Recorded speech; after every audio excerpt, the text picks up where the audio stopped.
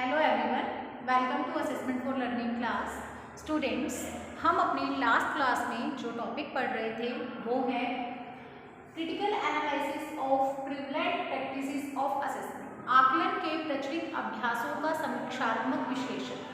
Students, इस topic के अंतर्गत मैं आपको ये बता चुकी थी कि जब हम आकलन की बात करते हैं तो आज के समय में भी आकलन करने का अर्थात किसी भी बालक की असेसमेंट करने का जो तरीका है वो परंपरागत विधियां हैं। परंपरागत विधियों का मतलब आज भी हम बच्चों का मूल्यांकन जो हमारी पहले की मूल्यांकन करने की असेसमेंट करने की जो तरीके थे उसी के आधार पर उन्हीं मेथड्स को अपनाते हुए हम बच्चों की असेसमेंट कर रहे हैं। बच्चों की असेसमेंट सही तरीके से होना ज़रूरी है, व्यापक रूप से होना ज़रूरी है, इस बात से हम सभी सहमत हैं। हमें ये लगता है कि जिस तरह से सतत एवं व्यापक मूल्यांकन CCE हमने टॉपिक पढ़ा था तो उसमें हमने बात की थी कि बच्चों का निरंतर मूल्यांकन होना चाहिए, बच्चों का आंतरिक और बाह्य दोनों प्रकार का मूल्यांकन होना चाहिए।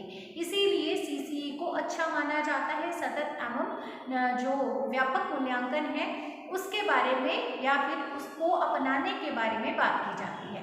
तो स्टूडेंट्स, जब हम आकलन की ये जो प्रचलित इस टाइम पे विधियां हैं उनकी बात करते हैं या उनकी क्रिटिकल एनालिसिस की बात करते हैं तो हमारे सामने कुछ बिंदु आते हैं कि हमें हमेशा मूल्यांकन करते समय अर्थात किसी भी बच्चे के बारे में असेसमेंट अर्थात राय बनाते समय, किसी बच्चे के बारे में निर्धारण करते समय, उसकी असेसमेंट के समय कुछ चीज़ों पर ध्यान देने की ज़रूरत है, कुछ बिंदुओं की ओर हमारा ध्यान आकर्षित होना आवश्यक है।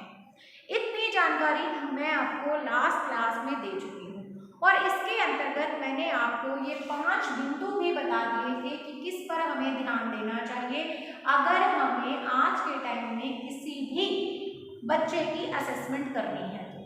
ठीक है, इसके अंतर्गत सबसे पहले मैंने आपको बताया था, आपके सामने ये 5 पॉइंट लिखे हुए हैं।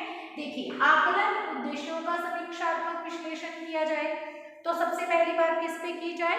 सबसे पहले अगर हम चेक करें कि जो हमारे आज के टाइम में जो प्रिवलेंट प्रैक्टिसेस हैं असेसमेंट की, अगर हम उनका समीक्षात्मक विश्लेषण करें तो हम किन किन बिंदुओं का ध्यान रखें? तो हम आकलन उद्देश्यों का समीक्षात्मक विश्लेषण करें। ठीक है, क्या करें? आकलन उद्देश्यों का सबसे पहले समीक्षात्मक विश्लेषण करें। क्यों करें? तो स्टूडेंट्स, आप सभी जानते हो कि जो शिक्षण है वो एक त्रिध्रुवीय प्रक्रिया है। ठीक है, बालक को उसके पेरेंट्स विद्यालय में भेजते हैं सीखने के लिए भेजते हैं, उसके व्यवहार में परिवर्तन आए, उसके वो अधिगम करे, इसके लिए उसके पेरेंट्स उसको विद्यालय में भेजते हैं। अब जो शिक्षण की व्यवस्था होती है उसके अंतर्गत सबसे पहले क्या किए जाते हैं? उद्देश्य ही तो निर्धारित किए जाते हैं। ठीक है, उद्देश्य निर्धारित किए जाते हैं सबसे पहले शिक्षण के। आप जब पाठ्य योजना बनाते हो तो पाठ्य योजना के स्टार्टिंग में क्या करते हो? आप भी तो ये एक्सपेक्ट करके चलते हो कि जब आप बच्चों को वो टॉपिक पढ़ा दोगे, अपना लेसन पढ़ा दोगे तो आपके स्टूडेंट्स के व्यवहार में परिवर्तन आ जाएगा। एक टॉपिक को पढ़ने से भी आप ये मान करके चलते हो, ये एक्सपेक्ट करते हो कि बालकों के व्यवहार में परिवर्तन आएगा, बालक बहुत कुछ सीख जाएंगे। ये चीज़ आप लेकर के चलते हो ना। तो इसका मतलब क्या है कि हम शिक्षण कराने से पहले उद्देश्य निर्धारित कर लेते हैं। किसी भी काम के अगर उद्देश्य निर्धारित होते हैं तो उस काम को करने की जो हम कह सकते हैं एक्यूरेसी कह लो या फिर स्पीड कह लो, वो भी एक्यूरेट हो जाती है, क्योंकि हमें पता होता है कि जब ये काम पूरा हो जाएगा तो हमारे इस उद्देश्य की पूर्ति हो जाएगी, अर्थात जिस चीज़ को पाने के लिए हम वो काम कर रहे हैं वही क्या है? उद्देश्य होता है हमारा। तो वो चीज़ हमको काम के करने के बाद प्राप्त हो जाएगी, हम वहाँ तक पहुँच जाएंगे। तो इसी तरह से जो उद्देश्य है ना वो सबसे पहले निर्धारित किए जाते हैं। और फिर एग्जाम्पल मैंने आपको दे ही दिया कि पाठ योजना या लेसन प्लान आप बनाते हो तो लेसन पर पहुंचने से पहले आप टॉपिक से संबंधित क्या करते हो? उद्देश्य लिखते हो। उसके बाद बात आती है शिक्षण अधिगम की। अब पाठ पाठ योजना में उद्देश्य लिखने के बाद आप क्या लिखते हो, अपना पाठ जो भी सब्जेक्ट है आपका उसके अकॉर्डिंग। अगर आपका टीचिंग सब्जेक्ट लैंग्वेज है तो लैंग्वेज के अकॉर्डिंग आपको पता ही है आदर्श वाचन, अनुकरण वाचन, आप उसको क्या करते हो, पूरे पाठ को आप उनको डिवाइड कर लेते हो पार्ट्स में, 3 to 4 पार्ट्स में आप उसको डिवाइड कर लेते हो। अगर लैंग्वेज का है तो लैंग्वेज के हिसाब से जो उसका सीक्वेंस है वैसे चलाते हो।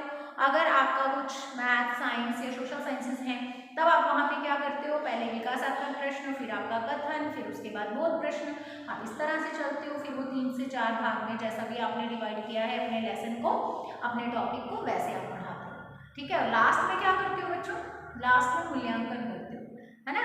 मूल्यांकन प्रश्न भी बनते हैं, रोलर बोर्ड पे लिखे जाते हैं, आप सभी को पता है। तो सबसे पहला काम क्या होगा, उद्देश्य ही तो हुए सबसे पहले, है ना। तो इसलिए हम भी जब क्रिटिकल एनालिसिस करेंगे, मूल्यांकन करेंगे, असेसमेंट को चेक करेंगे, तो सबसे पहले हम उद्देश्यों को चेक करेंगे कि क्या उद्देश्य सही ढंग से बनाए गए थे या नहीं, क्योंकि उद्देश्यों के आधार पर ही शिक्षण कराया जाता है। उद्देश्यों के आधार पर ही शिक्षण कराया जाता है। अब आप ये देख लीजिए, किसी भी क्लास के अंदर एक पर्टिकुलर सिलेबस होता है ना टीचर के पास कि मुझे 1 साल के अंदर इतना पढ़ाना है, तो वो भी क्या है कि इतना पढ़ाना है, वो भी एक उद्देश्य ही है। फिर वो सारा साल अपने टीचिंग को उन्हीं जो टीचिंग उसके ऑब्जेक्टिव्स है उन्हीं के अकॉर्डिंग चलता है ना, कि इतना जो है समय है, इतने मेरे लेसन्स हैं किताब के अंदर, तो मैं इनको इस तरीके से पढ़ाऊंगा। तो ऑब्जेक्टिव्स पे टीचिंग डिपेंड करती है, तो इसलिए ये जरूरी है कि हम क्या करें, सबसे पहले उद्देश्यों का समीक्षात्मक विश्लेषण करें। अब जब उद्देश्यों की बात हो जाएगी तो दूसरी बात मैंने बताई आपको, आगे जाना है शिक्षण पे। तो यहाँ पे देखिए आकलन विधियों का समीक्षात्मक विश्लेषण। अब विधियां कहाँ काम आएंगी, शिक्षण के दौरान ही तो काम आएंगी। तो अब बात होती है शिक्षण की, कि बच्चों की हमने शिक्षण को चेक करना है, टीचर पढ़ाने लगा, उद्देश्यों को चेक करना है, शिक्षण को चेक करना है, तो क्या करेंगे, मेथड्स को चेक करेंगे कि टीचर्स जो हैं वो किस मेथड से अपनी क्लास को टीचिंग करा रहे हैं। तो दूसरा पॉइंट होगा, हमें करना होगा उद्देश्यों का विश्लेषण करने के बाद विधियों का विश्लेषण। ठीक है, उसके बाद आकलन व्यू रचना। देखिए मेथड आपका बहुत अच्छा है, आप बहुत अच्छे से शिक्षण करा रही हैं, कोई इसमें बड़ी बात ही नहीं है, लेकिन अगर आप असेसमेंट करते हैं तो आपकी जो व्यू रचना है वो बहुत अच्छी होनी चाहिए। ठीक है, आपका जो आकलन करने का तरीका है उसको अच्छा होना बहुत जरूरी है, उसका अच्छा होना। तो इसके लिए हम क्या करेंगे, जो आकलन के लिए जो व्यू रचना रची जा रही है उसका समीक्षात्मक विश्लेषण करेंगे तीसरे नंबर पे। उसके बाद आकलन सहभागिता का समीक्षात्मक विश्लेषण, अर्थात आकलन सहभागिता से मतलब क्या होता है, किसकी सहभागिता, स्टूडेंट्स की सहभागिता। कौन लेगा, स्टूडेंट्स का पार्टिसिपेशन कौन लेगा, अध्यापक लेगा। कि अध्यापक अपनी कक्षा में शिक्षण के दौरान केवल खुद ही सर्वोपरि बना रहता है या फिर अपने स्टूडेंट्स की सहभागिता भी लेता है, क्योंकि टीचर्स को जो है स्टूडेंट पार्टिसिपेशन लेना बहुत जरूरी होता है, नहीं तो आपके शिक्षण में नीरसता आ जाती है, आपकी क्लास अच्छी नहीं जाती अगर आप विद्यार्थियों का सहयोग नहीं लेते। आपको शिक्षण के समय अपने विद्यार्थियों को एक्टिव रखने के लिए स्टूडेंट पार्टिसिपेशन बहुत ही मदद करती है आपकी टीचिंग में। ठीक है, तो इसलिए फिर हम 4th नंबर पे जिस चीज का समीक्षात्मक विश्लेषण करेंगे स्टूडेंट्स, वो है आकलन सहभागिता। उसके बाद है आकलन सिद्धांतों का समीक्षात्मक विश्लेषण। आकलन के, असेसमेंट के सिद्धांत भी हैं स्टूडेंट्स। असेसमेंट फॉर लर्निंग, जहाँ से ये आपका पेपर स्टार्ट होता है, फर्स्ट यूनिट में आकलन के सिद्धांत भी आप पढ़ चुके हो, याद है तो आपको। तो यहाँ पे हम बात करेंगे आकलन के सिद्धांतों की समीक्षात्मक विश्लेषण।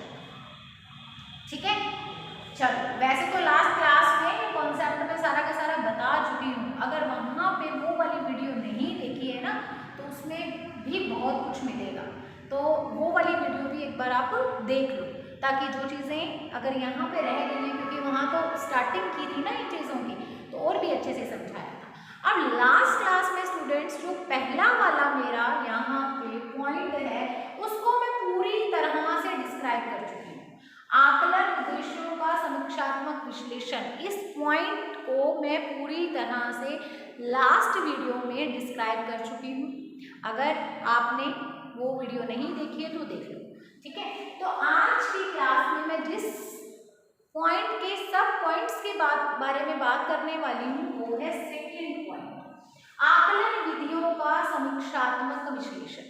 तो आज की क्लास में हम इस सेकेंड पॉइंट के सब पॉइंट्स की बात करेंगे, आकलन विधियों की बात करेंगे, और जिसके अंतर्गत हमारा जो सबसे पहला सब पॉइंट है वो है दृश्य श्रव्य।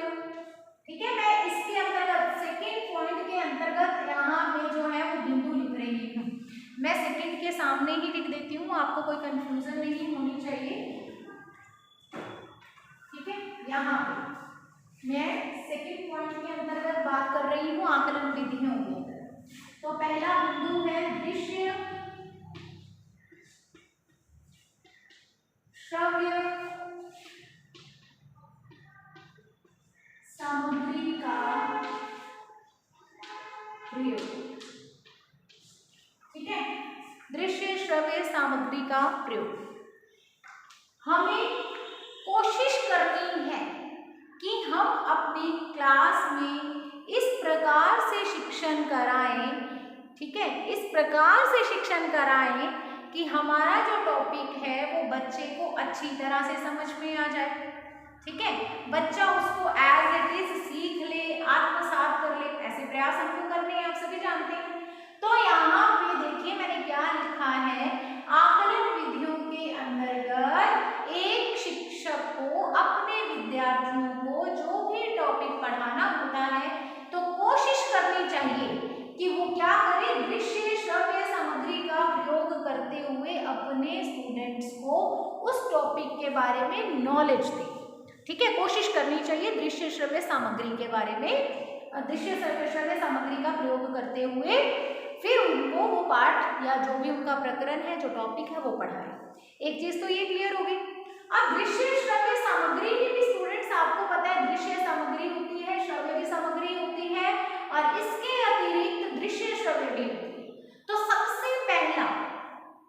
सबसे पहला उसको काम करना है वो क्या है कि उसे कोशिश करनी है, अगर उसके टॉपिक से रिलेटेड वास्तविक सामग्री उपलब्ध है तो वो वास्तविक वस्तु या जो भी उसका टॉपिक है उससे संबंधित अगर वास्तविक ज्ञान दे सकता है ना तो वो वास्तविक ही दे।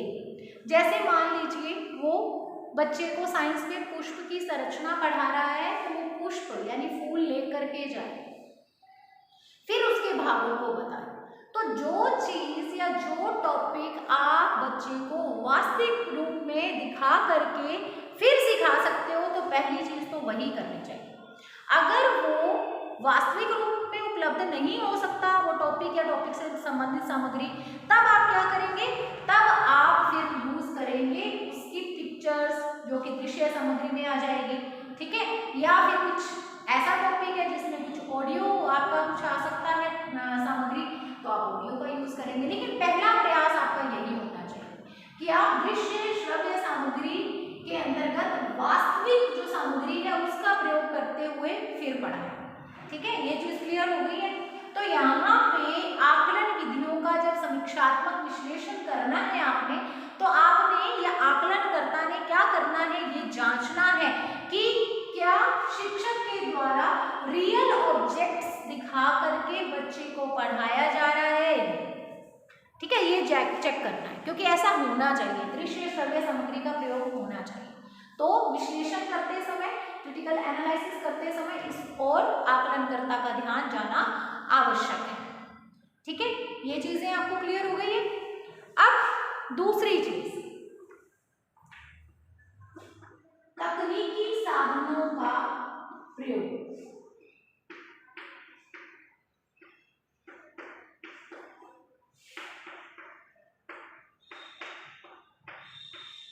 ठीक है, तकनीकी साधन आपको पता ही है वर्तमान युग में बहुत टेक्निकल साधन उपलब्ध हैं, इंस्ट्रूमेंट्स उपलब्ध हैं, जिनके द्वारा हम अपने टॉपिक को बहुत ही इम्प्रेसिव वे में बच्चे के सामने पेश कर सकते हैं, बच्चे को सिखा सकते हैं।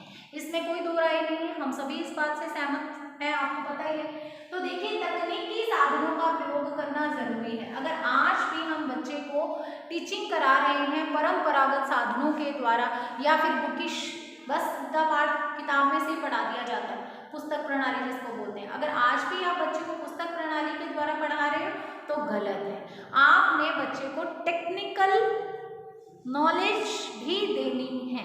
तो इसके लिए ज़रूरी है कि आप अपने शिक्षण में क्या करें, तकनीकी साधनों का प्रयोग करें। तो जब आप आकलन विधियों का समीक्षात्मक विश्लेषण करें, अर्थात कोई भी जो आकलन करता है वो विधियों का जब समीक्षात्मक विश्लेषण करेगा तो उसको ये चेक करना है कि बच्चों को तकनीकी साधनों का प्रयोग करते हुए शिक्षक के द्वारा शिक्षण करवाया जा रहा है या नहीं। तो ये भी एक मेन बिंदु है जो आकलनकर्ता को ध्यान में रखना है। ठीक है, तो तकनीकी साधनों का प्रयोग। उसके बाद क्या है, थर्ड पॉइंट है छात्रों के अधिगम का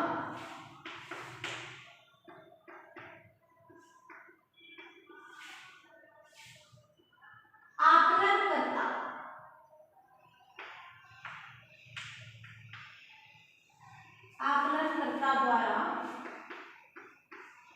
स्वयं पर्यवेक्षण करना।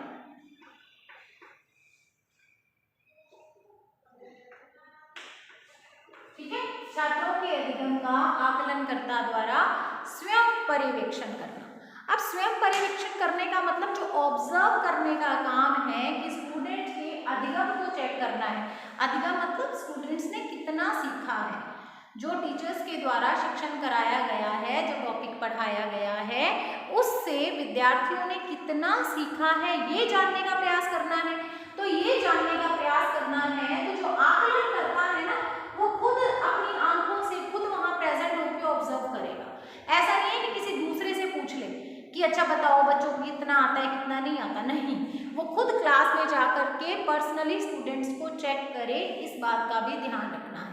तो यानी तीसरा बिंदु क्या है, छात्रों के अधिगम का आकलनकर्ता के द्वारा स्वयं पर्यवेक्षण करना, खुद से ऑब्जर्व करना है, किसी दूसरे से ऑब्जर्व नहीं करवाना है। ठीक है, इस चीज का आपने ध्यान रखना है, आकलनकर्ता को ध्यान रखना है। उसके बाद जो हमारा फोर्थ पॉइंट है वो है छात्रों की ऐतिहासिक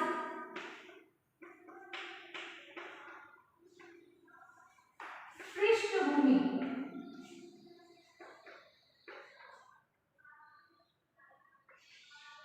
के बारे में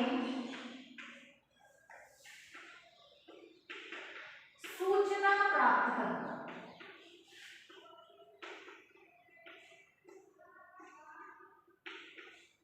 ठीक है, छात्रों की ऐतिहासिक पृष्ठभूमि के बारे में सूचना प्राप्त करना।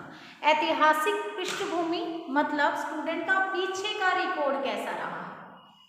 ठीक है, आपने बच्चों की क्या करनी है, ऐतिहासिक पृष्ठभूमि को देखना, मतलब बच्चों का पीछे से इससे पहले सीखने का जो स्केल रहा है, इस आकलन से पहले, चाहे वो पिछली कक्षा हो या फिर पहले के जो इससे पहले के जो टॉपिक्स हैं उसमें बच्चे का रिस्पॉन्स कैसा रहा है, उसके बारे में किसी भी आकलनकर्ता को पूरी तरह से नॉलेज होनी चाहिए। तो ये भी एक बिंदु है, उसे छात्रों की ऐतिहासिक पृष्ठभूमि के बारे में सभी सूचनाएं प्राप्त करनी है। अगला बिंदु है हमारा, इस साइड पे लिख रही हूं मैं, फिफ्थ बिंदु,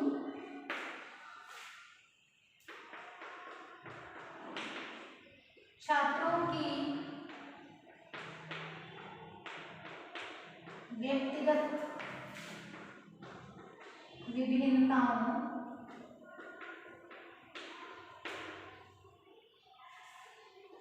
का पता लगाना। ठीक है, व्यक्तिगत विभिन्नताएं क्या होती हैं स्टूडेंट्स, कि प्रत्येक बालक दूसरे बालक से भिन्न है, ये आकलनकर्ता को पता होता है। तो आकलनकर्ता ने विभिन्नताओं का पता लगाते हुए फिर उसके अनुसार अधिगम कराना है, अधिगम नहीं सॉरी आकलन करना है। यहाँ पे व्यक्तिगत विभिन्नता का मतलब प्रत्येक बच्चे की आयु अलग अलग होगी, ये तो हम मानते हैं ना, एक ही क्लास में अलग अलग आयु के बच्चे भी होते हैं, रीजन कोई भी हो सकते हैं, ठीक है। तो आयु अलग अलग है, ठीक है, इसके आधार पर उनकी क्षमता भी अलग अलग है, आयु अलग है, क्षमता अलग है, योग्यता अलग है, रुचि अलग है। तो इस तरह से उसे इन सब के बारे में ध्यान देते हुए अर्थात बच्चों की व्यक्तिगत विभिन्नताओं का पता होना जरूरी है और उसके पश्चात ही उसने आकलन करना है, ठीक है। तो ये भी बहुत ही जरूरी चीजों में आ जाता है कि छात्रों की व्यक्तिगत विभिन्नताओं का किसी भी आकलनकर्ता को पता होना चाहिए। नेक्स्ट बिंदु है हमारा छात्रों को प्रायोगिक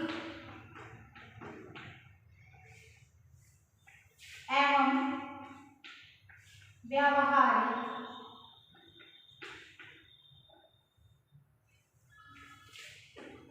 प्रदर्शन के अवसर प्रदान करना,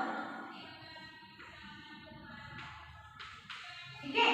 ये है हमारा नेक्स्ट बिंदु, छात्रों को प्रायोगिक एवं व्यावहारिक प्रदर्शन के अवसर प्रदान करना।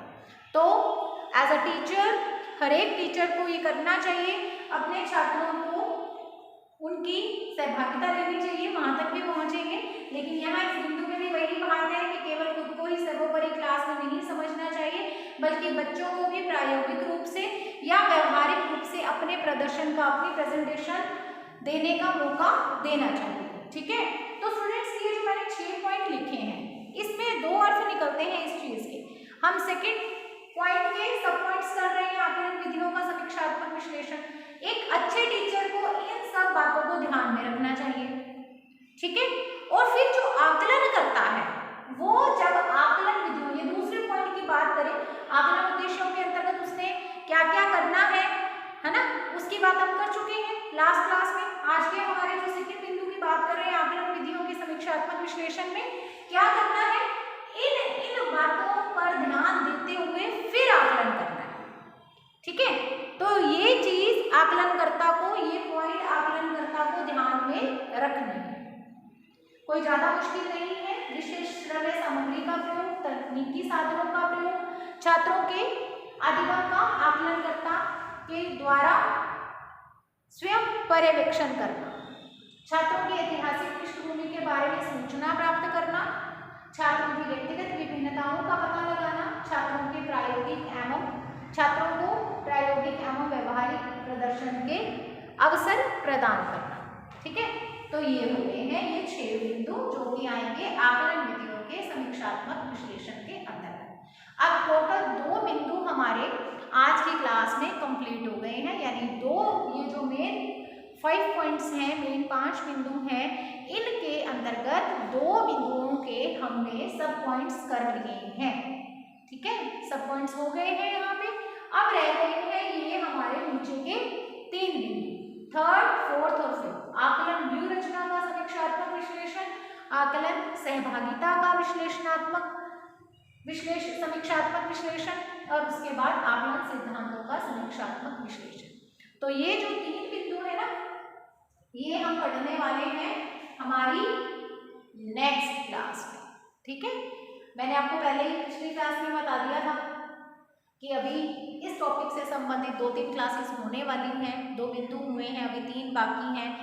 तो हो सकता है एक क्लास में ये तीनों बिंदु हो जाए, पर मुश्किल है एक क्लास में होना, तो नहीं तो फिर 2 क्लासेस और होंगी, यानी आज पार्ट 2 है इस टॉपिक से संबंधित, तो पार्ट 3, पार्ट 4, 2 पार्ट और आएंगे अभी, है ना। इन 2 पार्ट्स में आपका जो ये सारा का सारा टॉपिक है वो फिनिश हो जाएगा और इसके साथ ही यूनिट 5th भी फिनिश हो जाएगी, सिलेबस पूरा होने वाला है। लास्ट क्लास में मैं आपको बता चुकी हूँ, लास्ट टॉपिक पे है, यूनिट 5th का ये लास्ट टॉपिक है। तो बहुत खुशी की बात है कि हमने इस कोरोना काल में भी यहाँ पे ऑनलाइन स्टडीज़ के माध्यम से अपने सिलेबस को कंप्लीट कर लिया है। तो अब आपकी टर्न है कि आप अपने सिलेबस को रिवाइज करना शुरू करें। तो ठीक है स्टूडेंट्स, अब हम मिलेंगे नेक्स्ट क्लास में इससे रिलेटेड नेक्स्ट मैटर के साथ। God bless you, have a nice day.